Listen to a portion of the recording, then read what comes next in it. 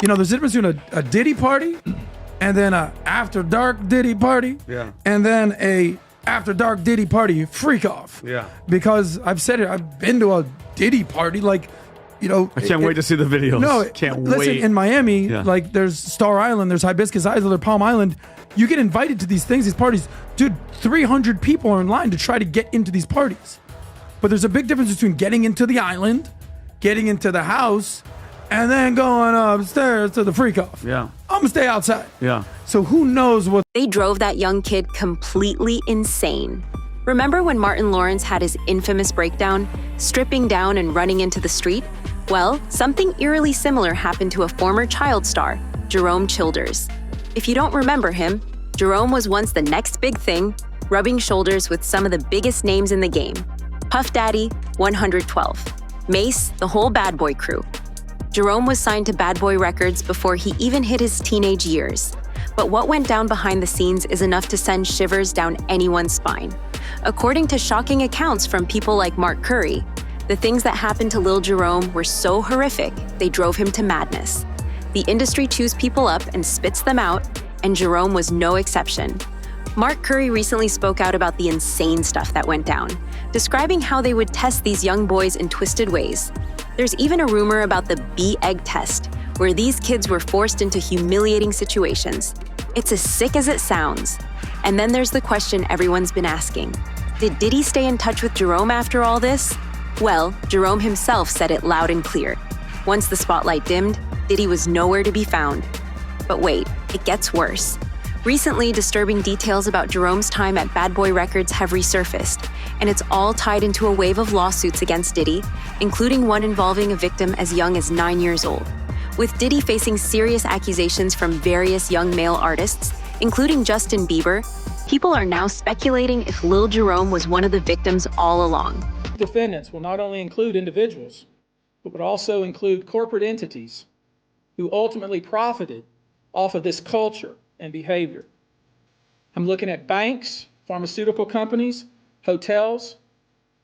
We know that many of these individuals were paid cash. We know that many of these individuals involved, whether they were the ones being assaulted and abused or they're witnessing other people being assaulted and abused and then paid and threatened and told to leave.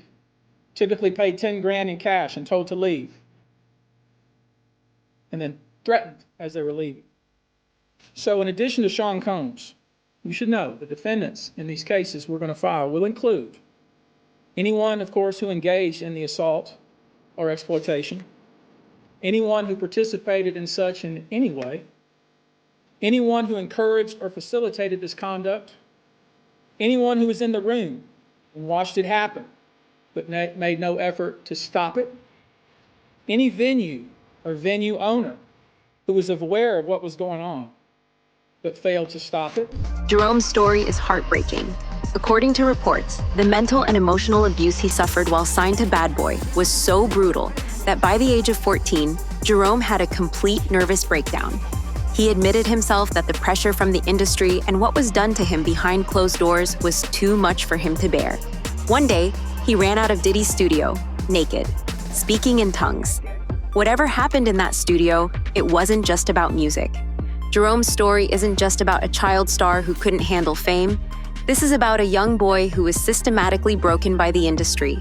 His voice was his gift, but when it started to change during puberty, everything spiraled out of control. He was diagnosed with reflux disease, which affected his singing, but the deeper issue was emotional. The pressure, the abuse, it was all too much. I couldn't hit the notes anymore, Jerome said. I was falling apart. But this isn't just about one young boy's downfall. The real bombshell is the dark world of power, control, and exploitation that lurks behind the glitz and glamour of Hollywood. And you should know, to the extent the clients feel comfortable, we also intend to make these individuals available to the authorities, specifically to the FBI. Recently, former Bad Boy artist Mark Curry shared even more disturbing details about Jerome's breakdown, hinting that what drove Jerome to madness was something far worse than just industry pressure. Mark described how they forced Jerome to sing about kissing a girl, something a 10 or 11-year-old couldn't even comprehend. Jerome didn't understand, and it broke him. But as Mark put it, this was just the surface level of the trauma Jerome endured. People in the comments were quick to point out the obvious. This wasn't just a case of a kid cracking under pressure. Something truly sinister was happening behind the scenes. Jerome's tragic story is just one example of what goes on in the dark corners of the music industry, where exploitation and manipulation are rampant. Mark Curry even admitted that what Jerome experienced was part of a much larger, more horrifying pattern. A pattern we're only now beginning to unravel, as more victims are stepping forward. It seems that Jerome has found some peace in his life today, working as an advocate for Alzheimer's disease, caring for his family members who are affected by the illness.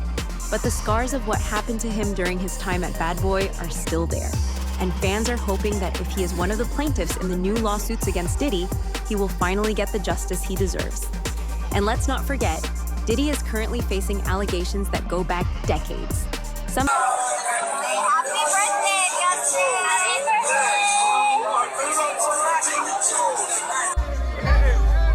Welcome to the family, John!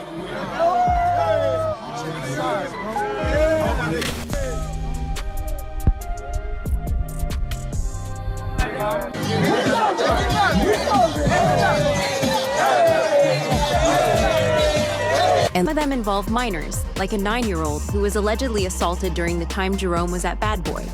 Lawyer Tony Busby, who is handling the case, revealed in a press conference that Diddy's abuse spanned over 25 years, and dozens of new victims are stepping forward. So, what really happened behind those closed doors at Diddy's infamous parties? As we dig deeper into these allegations, it's clear that Diddy's downfall is just beginning, and we're only scratching the surface. The stories coming out now about his freak-off parties, the exploitation of minors, and the complicity of other industry elites are truly disturbing. Busby has said that there are other perpetrators involved, and their names will soon be revealed. These people didn't just stand by and watch. They participated, encouraged, and facilitated the abuse. And Diddy's name is just the first to fall. The industry is being exposed for what it really is, and fans are anxiously waiting for more truth to come to light. As for Lil Jerome, whether or not he's one of the plaintiffs in the lawsuits against Diddy, his story stands as a tragic example of what happens to vulnerable young stars in an industry that chews them up and spits them out. And as these allegations against Diddy grow, we're left wondering, just how deep does this go? And it's a scary thing. Yeah. And it's not something that we're trying to scare people, but it's a thought that it forces you to go, because you and I were forced at a young age. Me, because I was doing a lot of drugs, and I was actually so deep into it, and no one really knew that I was, my security was checking my pulse at night to see if I was alive, What more are we about to uncover? So, what do you think? Is there any truth to these new claims? Will Diddy finally face justice for the crimes he's being accused of? Let us know in the comments below, and make sure to check out our next video for the latest updates on this shocking case.